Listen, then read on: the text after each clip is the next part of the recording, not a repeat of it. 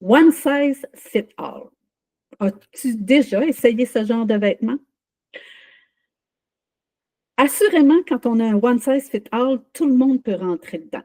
Par contre, selon notre gabarit, donc plus petit, plus grand, plus costaud, moins costaud, etc., ça ne fera pas le même effet.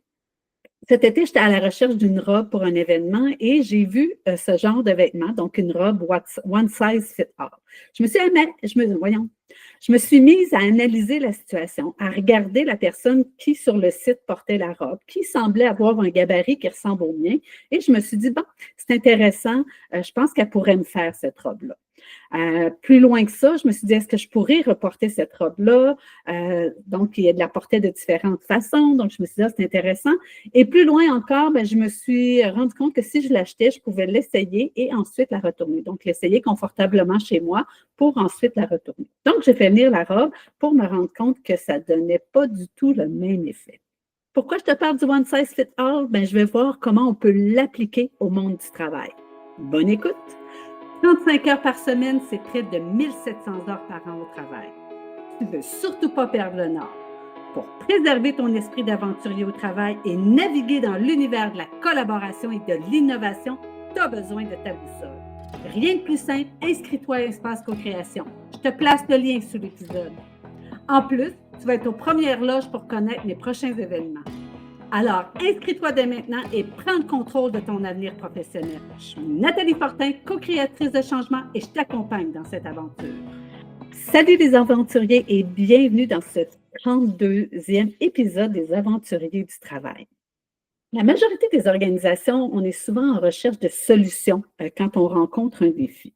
On va chercher une méthode qui va nous permettre de gérer une situation qui, pour nous, est problématique, fait mal, nous dérange. C'est assez difficile de s'y retrouver parce que tout le monde ne présente pas la même affaire, tout le monde présente plein de choses, mais surtout, il y a tout le temps quelqu'un qui dit « Hey, moi, j'ai essayé ça, tu vas voir, c'est génial, c'est la solution, c'est la méthode miracle. » Personnellement, j'y crois pas. Puis c'est difficile de s'y retrouver parce que chacun ne présente pas la même chose. Donc, un va te parler d'une affaire, l'autre va te parler d'autre chose. Est-ce que c'est la même chose? Est-ce que ce n'est pas la même chose? C'est difficile pour nous de s'y retrouver, surtout quand ce n'est pas notre quotidien personnel. Donc, comme j'aime à dire, je ne crois pas aux solutions uniques, mais je pense que dans toutes ces solutions-là qui nous sont présentées, il y a du bon pour notre organisation, puis il y a des choses qui pourront plus ou moins fonctionner. Donc, dans cet épisode-là, je veux vraiment te donner une façon de voir ou de réfléchir à toutes ces situations-là qui te sont présentées pour voir est-ce que cette méthode-là pourrait me convenir. One size fit all, qu'est-ce que ça pourrait représenter pour une organisation? Quand je te disais que j'y crois pas, personnellement, je crois que chaque organisation est unique, chaque individu est unique. Donc, les méthodes qu'on nous présente peuvent, oui, fonctionner pour moi et ne pas fonctionner pour l'autre personne à côté. Il y a tout un contexte à une personne, à une organisation qui fait que ça peut ou non fonctionner. Les façons dont on fonctionne, les compétences, notre discipline, etc. Donc, il faut vraiment tenir compte de tout ça quand on nous présente une méthode.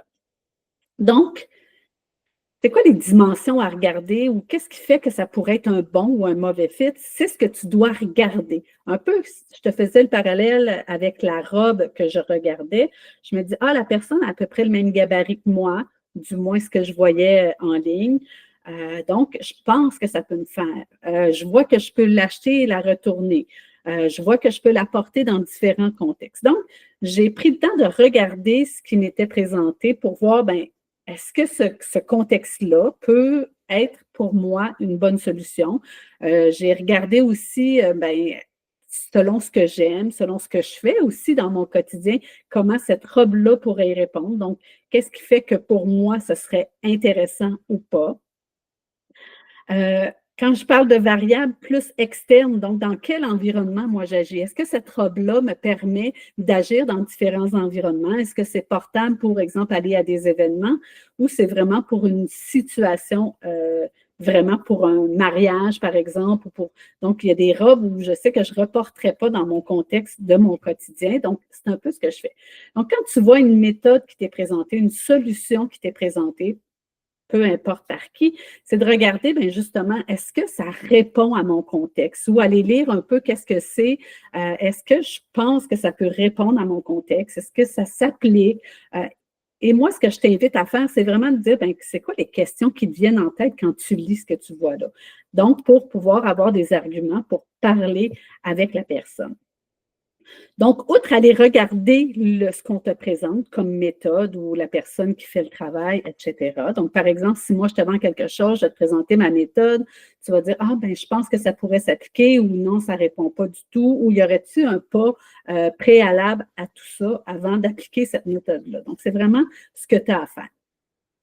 Mais outre ça, toi personnellement, que ce soit individuellement ou pour l'organisation ou pour ton équipe, que j'aime à dire, c'est joue à l'architecte. Fais l'état des lieux. Donc, c'est quoi la situation? C'est quoi les réalités de mon organisation? C'est quoi les lois, les règlements? Qu'est-ce qu'on a déjà fait, pas fait? Donc, c'est quoi la réalité dans laquelle s'inscrit la situation pour laquelle j'aurais besoin d'une méthode? Face à cette méthode-là, qu'est-ce que je dois adapter? Ou selon ma compréhension, je comprends que vous m'offrez ceci. Est-ce que je dois m'adapter parce que nous, c'est comme ça qu'on fonctionne? Donc, quand je te disais de faire l'état des lieux, ça te permet vraiment d'aller confronter avec ce qu'on te présente et voir comment ça peut faire un beau ou un mauvais fit. Et outre ça, ben, est-ce qu'il y aurait moyen de faire un test ou de faire un premier petit pas, un premier changement pour voir si ça s'applique? Donc, plus tu avances dans la réflexion ou dans la discussion, ben, tu peux voir, ah, il y aurait peut-être moyen de faire un test, de voir qu'est-ce qui s'applique dans mon organisation. Tout ça pour te dire que quand il y a un changement à opérer, une situation qui fait mal à l'organisation, c'est pas juste de regarder la méthode miracle qu'un autre a utilisée, mais c'est vraiment de regarder cette méthode-là, ou j'aime à dire, regarde plusieurs méthodes, pour clarifier ton besoin, clarifier la situation que tu veux changer, clarifier le pourquoi tu veux changer et qu'est-ce que tu veux changer exactement. Ce qui va te permettre de mieux communiquer avec les personnes qui te présentent les différentes méthodes et ou le présenter aussi dans ton équipe. Ouvrir le dialogue avec l'équipe. J'ai pensé essayer ceci. Qu'est-ce que vous en pensez? Donc, ça te permet aussi de poser des questions et de voir, y a-t-il quelque chose à quoi je n'ai pas pensé? Ou même par rapport à la situation, voici ce que je veux changer, voici ce que je pense qu'on a besoin. Donc, ça te permet d'aller clarifier tout ça. J'aime à dire d'y aller de la méthode KISS. Donc, dans tout changement, le changement, c'est quelque chose qu'on veut opérer dans une organisation. Et ce n'est pas juste parce qu'on a dit qu'on allait changer quelque chose que ça va changer. Donc, c'est vraiment d'y aller avec la méthode des petits pas. Donc, parce que les gens au quotidien, ce qu'ils ont à faire, c'est vraiment de produire un bien ou un service. Donc, ils n'ont pas juste à vivre le changement, mais à travers la production du bien ou service, qu'est-ce qu'on doit changer pour arriver vers la nouvelle situation souhaitée. Donc, plus on va clarifier, plus ça va être facile pour les gens d'embarquer et plus on va y aller avec la méthode des petits pas, plus on va faire des réussites, plus on va avancer et plus le changement va s'opérer.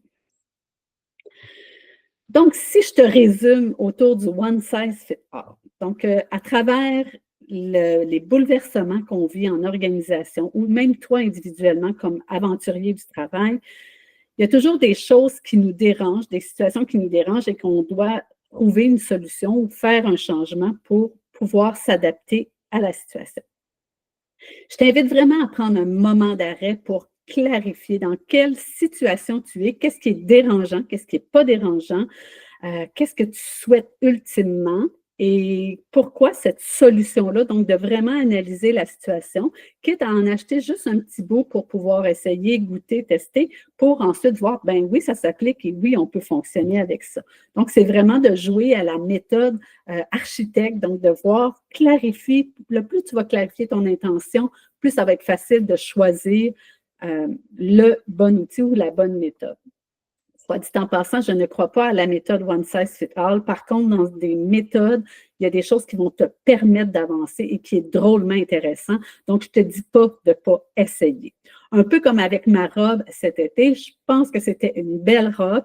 Par contre, pour moi, ça ne fitait pas. Ça ne faisait vraiment pas l'effet que je souhaitais. Et même en l'ajustant, ce n'était pas vraiment un bon fit. Donc, avant d'aller vers un one size fit all, c'est vraiment de te positionner, de regarder et de voir qu'est-ce que je peux essayer pour pour voir si cette méthode-là s'applique. Et surtout, j'aimerais que tu retiennes que ce n'est pas parce qu'une solution a fonctionné avec une organisation ou avec un individu que ça va fonctionner avec tout le monde.